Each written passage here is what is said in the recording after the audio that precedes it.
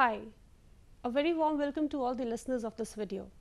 My name is Nilakshi and I am working as a soft skills trainer. I've trained around thousands of students in various courses of BTech, MBA, BBA and many other courses. And the key focus of all our trainings is to make them employable, to increase their skills that are there in the industry. So in this particular video, my main motive would be to train you on public speaking. Now, talking about public speaking, let's first understand why for professional students public speaking is really important.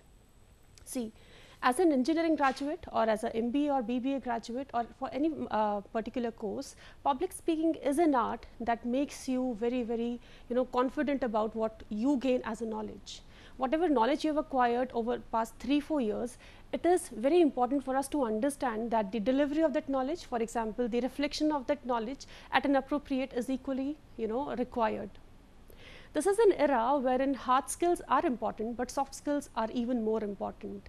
In my consecutive slides, I'll talk about what are hard skills and what are soft skills. But to begin with, hard skills are those skills which are transferable. For example, if you are sitting in a classroom, somebody can teach you about the hard skills.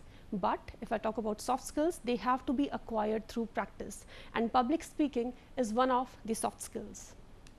So, what actually is public speaking? It is a formal face-to-face communication method where a person uses medium of speech to inform and or influence a group of listeners or an audience. Now, the key here is that we need to influence a group of people and we need to inform them, which means that I have to be very much confident about what I know, because my motto is to influence or inform the other person. Now, there are 3 skills that I talk about which are required to be good at public speaking. The first and foremost is planning and preparation. See, in life, nothing is complete without appropriate planning and preparation, and public speaking is not an exception, right? Next is positive non-verbal communication. If I talk about communication equation, I would say that communication comprises of 3 things. The first is the words that we speak. The second is our tone and tuning, and third is the non-verbal communication. Now, if I talk about the weightage of which component is what, I would say that the weightage of the words, that is the words that I choose when I am speaking, is just 10%. The weightage of my tone and tuning would be 30%, which means that the weightage of the most important component of this equation, which is non-verbal communication, is 60%. Which means that if I have a good command over my non-verbal cues, then half of my battle is already won. And third, I would say, is confidence. And confidence cannot be taught, it has to be gained. It has to be gained by repetitive practice, it has to be gained by exposing yourself to a lot of things.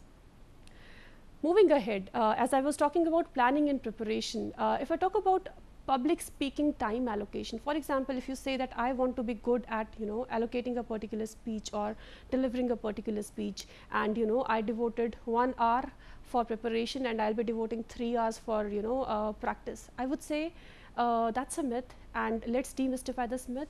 The correct statement would be that you have to spend at least 90% of your time on planning and preparation.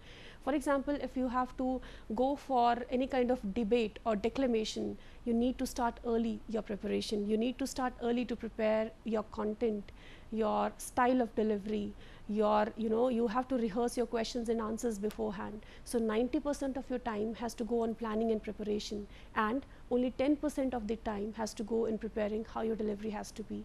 So see, it is very important to acquire knowledge about that particular thing. It is very important to equip yourself with the correct methodology that you would be using, because 90% of the time has to go for planning and preparation. Moving ahead, as I was talking about planning and preparation, you have to take care of 3 important factors into consideration. The first is the purpose, which means that what is the purpose of your speech. For example, if you are standing here and if you have to talk about, let's say, what are the recent trends in IT industry, you need to be first aware of that why you are going to speak whatever you are speaking. If you are clear about the purpose, then probably your speech would be a cakewalk. The second is you have to identify your audience. Now, I would like to focus here that your speech will not remain constant for every set of audience. For example, if I am talking to kids of 3rd or 4th standard, my words will differ accordingly. If I am talking to kids of, let's say, first year of graduation, my words would obviously be different. And if I'm interacting with some, a set of professional people who are working in the industry, my set of words would obviously be different. So planning and preparation also includes considering what is the type of audience that I have to interact with. And third is that I need to be very particular about the timing, because what happens is that maximum times I devote my time in talking about irrelevant things or unrelated things, and in the remaining time I need to rush up.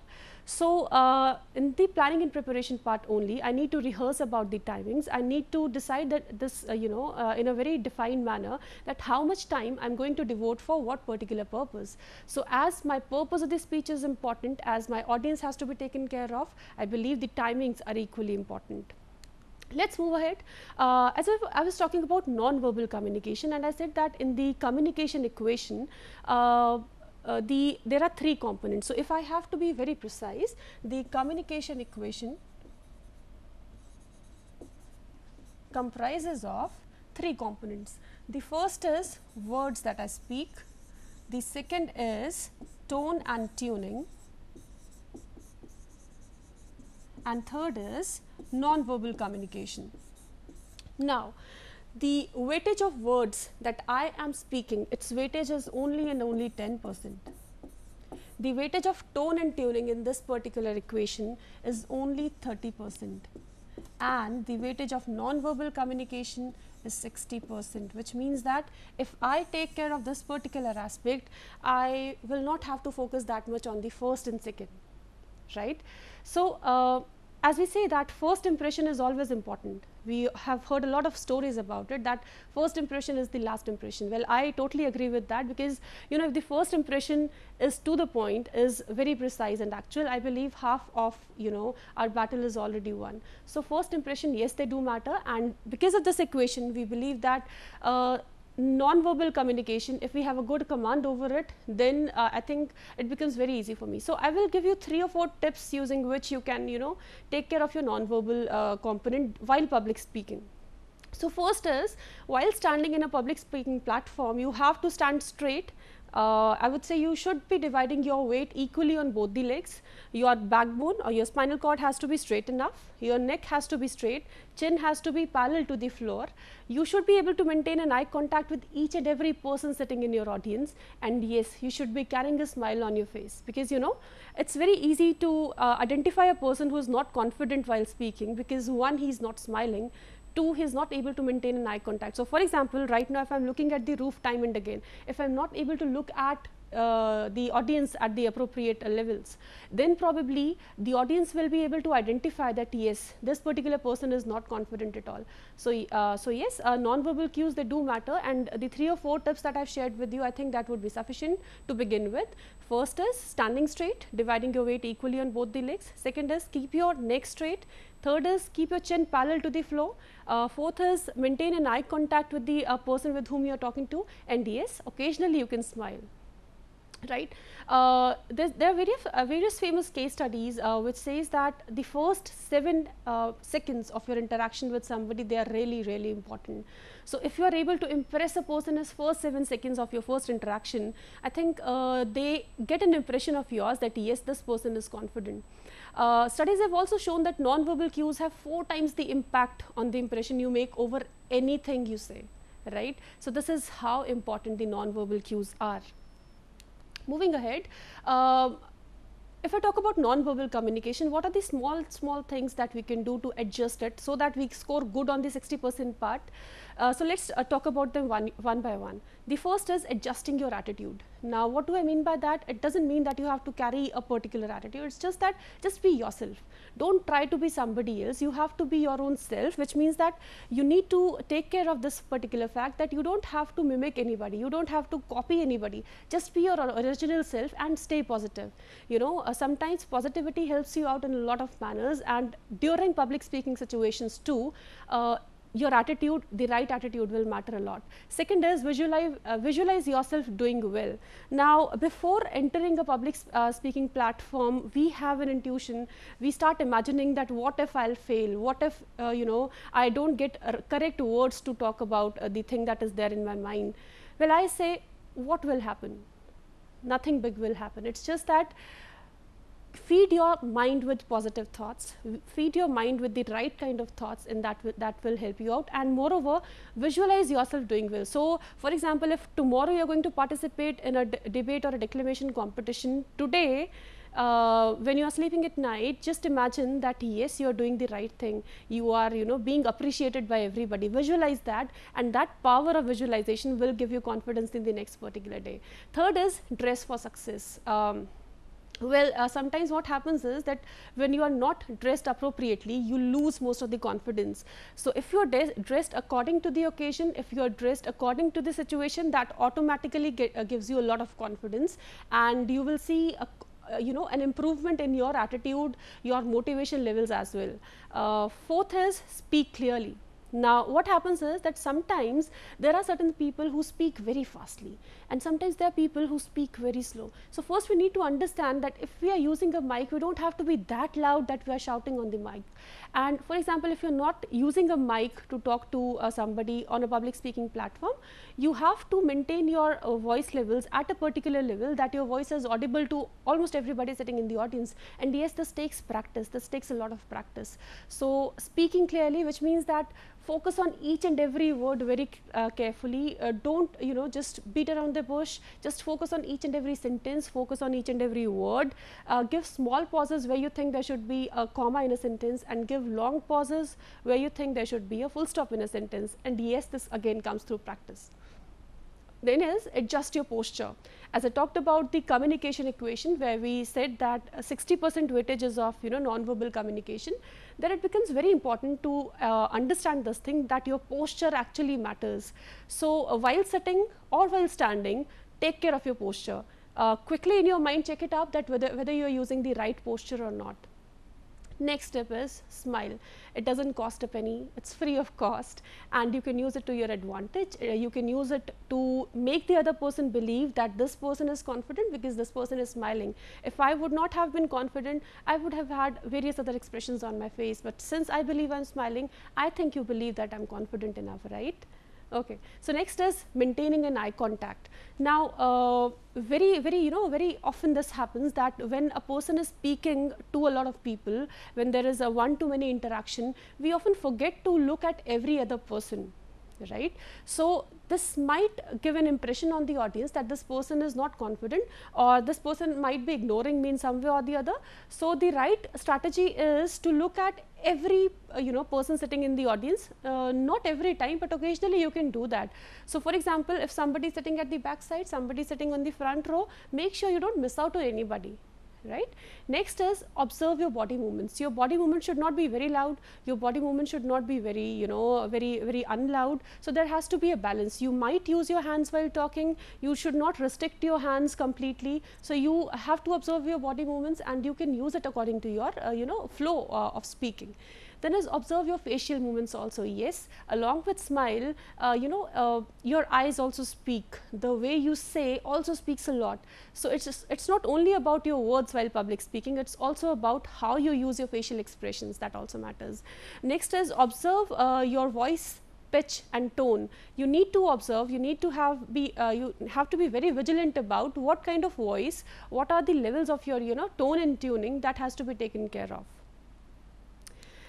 Then is, I am trying to share certain positive examples of non-verbal communication, and in the subsequent slides I will be sharing the negative examples of non-verbal communication, so that you will be able to distinguish very nicely that what are the positive things that you can do and what are the things that you should be avoiding. So first is head looking up, right? So for example, if your head is looking down, or you are not looking in the front, then probably that's a negative sign of non-verbal communication. A smile on your face, I've repeated it I think many times now, that a smile will always help you out. Then is free arms. Don't restrict your arms, don't keep it on the table, or don't rest them anywhere. You have to keep your arms free, because in case if your arms are moving along with your words, that will be very very impactful. Then is keeping to one area of the stage. Now, if I talk about public speaking, when you are restricted to a particular dais, you should be keeping to one particular area of the stage, because all the audio systems would be available there. So, in order to make your voice reachable to the people, ideally you should be keeping to one area of the stage. That does not mean that you have to restrict your hand and body movements, right. You can remain to at that particular area, but not necessarily you have to stick to that particular position. You can move a little bit here and there. That is making eye contact with various members of the audience. I have said this before also, that looking at each and every person is very important, because if there are 10 people in the audience, or if there are 100 people in the audience, we do not need to ignore anybody. We need to take care of everybody. At least maintaining an eye contact will give them an assurance that yes, this person is confident, because this person is smiling, this person is making an eye contact, right.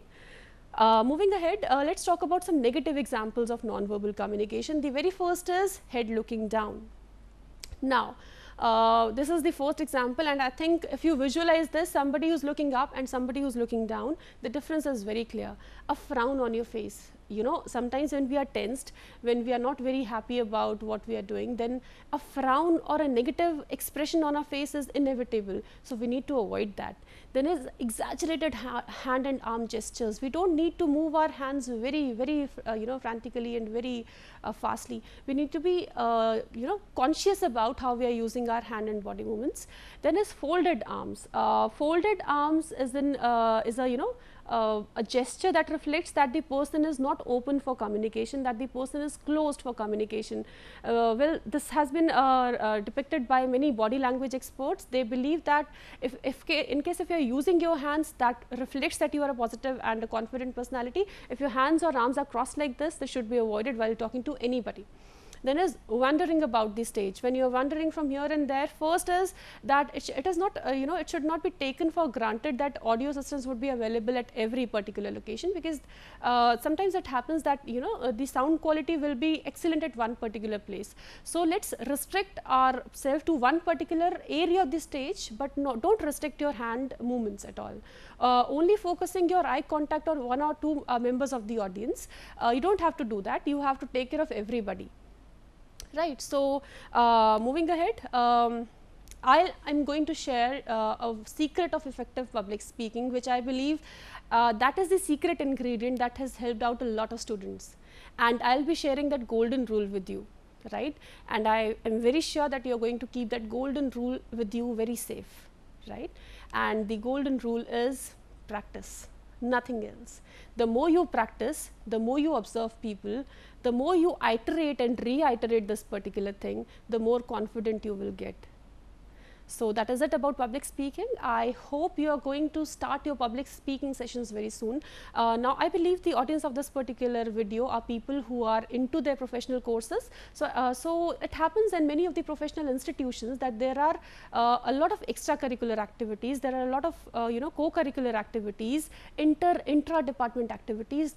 Go and expose yourself to all those areas, because that will give you a platform to analyze how good you are in public speaking. And this is also going to help you out in your professional career, because it is not about introverts are not good at workplace and extroverts are not good at workplace. See, every combination is required in the offices and corporates. It is just that the right balance has to be there. What to speak where is a skill, and public speaking is going to give you that skill. But yes, the practice has to be done by you. Thank you so much.